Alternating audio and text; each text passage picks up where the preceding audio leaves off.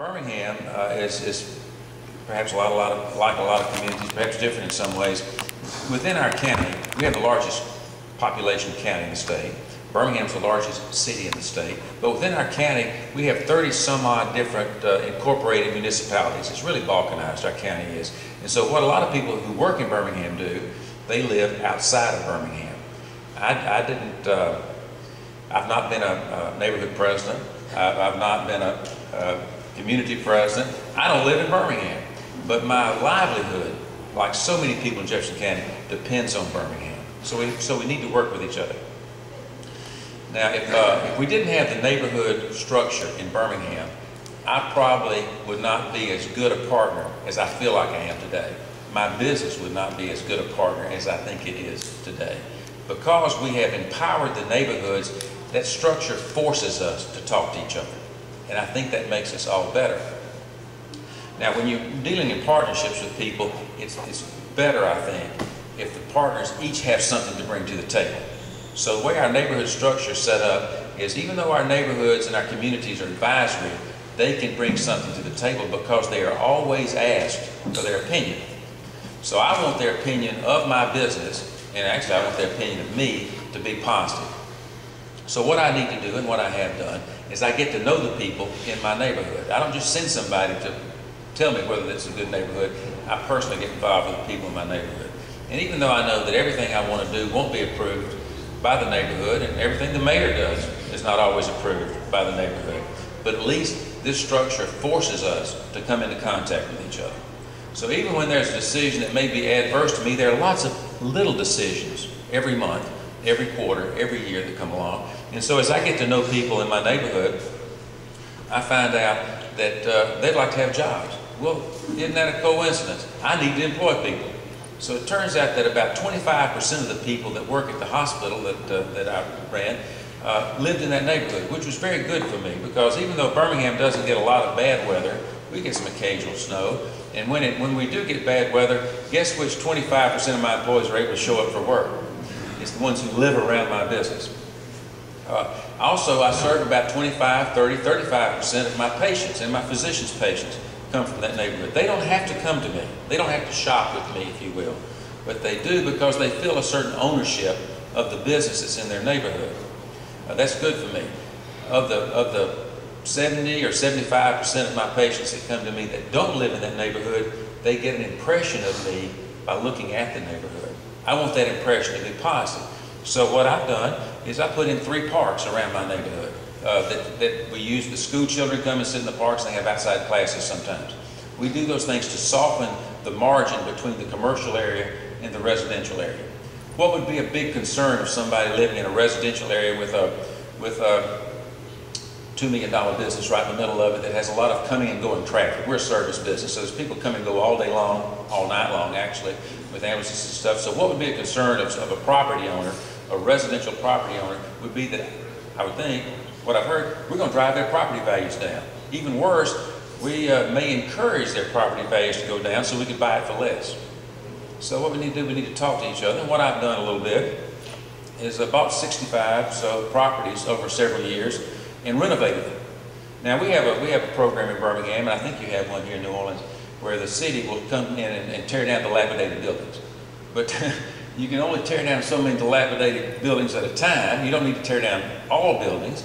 So what we did is we tore down some buildings that were, we were in agreement with the neighborhood that needed to be torn down. We didn't just arbitrarily tear down this building, that building, Daddy's house, my sister's house. We tore down buildings that were an eyesore in the community, that the community wanted the city to take down, but we helped the city and the neighborhood take some of those things down because it served our purpose too. We renovated some buildings because we have a lot of housing inventory in our community that really has a lot of character, and even more character than perhaps some new houses that could be built. So we renovated some of those buildings, and we gave subsidies to any of our employees. We didn't just do it randomly, but any of our employees that would live in those houses, we subsidized it if they would move in. We subsidized it if they bought a house. We encouraged developers to build new structures in our community. So it kind of gave the sense to our partners, our neighbors, that we cared about them a little bit. As we cared about them, we said, what else would you like here in this neighborhood? Well, schools. Now we have a Birmingham school system. that tries to do as much as it can for our students. But rather than say, well, that's their business, it's not our business, to be a good neighbor, we ask, well, what could we do to help the schools that our neighbors send their children to? Sometimes we bought band equipment. Sometimes we bought copiers. Sometimes we bought school supplies, paper and pencils. It's not a big deal for us, but how would we know that we could help in that way if we had not been brought into contact with each other by this neighborhood association structure? It's a very positive thing. Now, I like to think that I'm somewhat of a do-gooder. There are other do-gooders in Birmingham that may be on the other side of town. But the fact that what I call my side of town, even though I don't live there, what I call my side of town comes into contact with other do-gooders in other parts of town, we build what? A community. We build a city. And we all bring something to the table that I think is very positive. So I think you start by empowering people, and what the mayor and others have said I think is very important. How do you grow leaders in your community? Now, somebody is going to be in a position of authority. That's just the way life is. Somebody is going to be placed in a position of authority.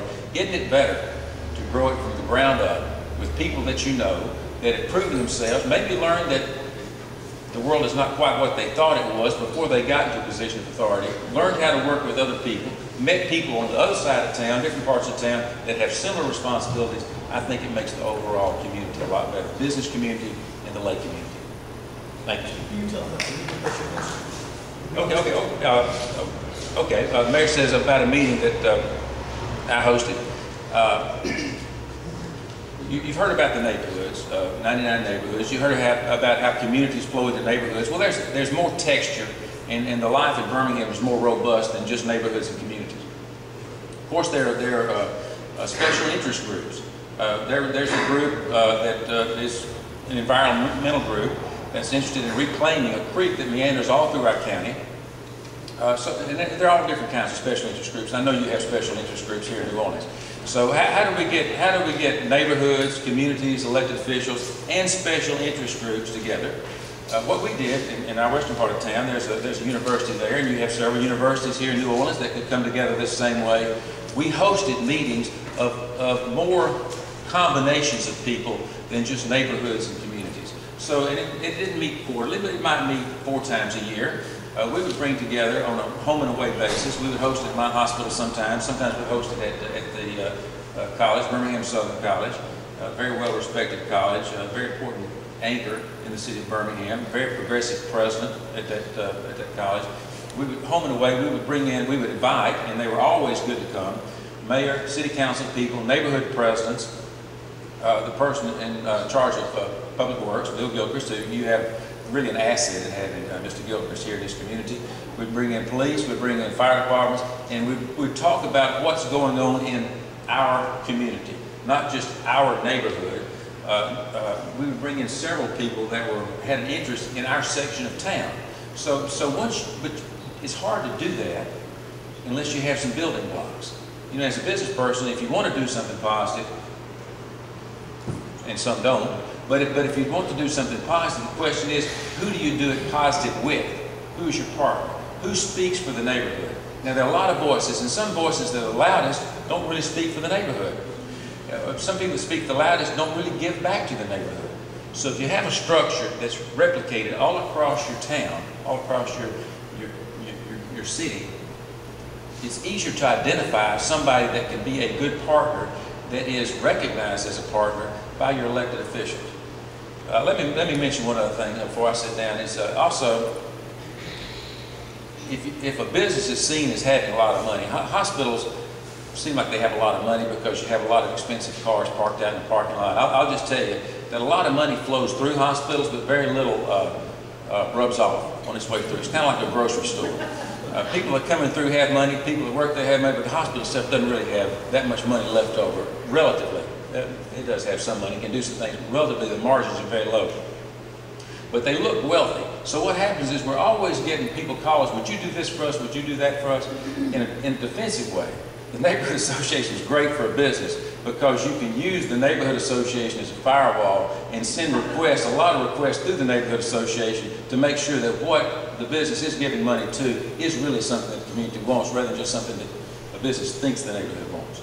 So it's positive in a number of ways. It's empowering in so many ways. It's it's able to be replicated all across the greater city in so many ways. It's a very positive thing for business, I think.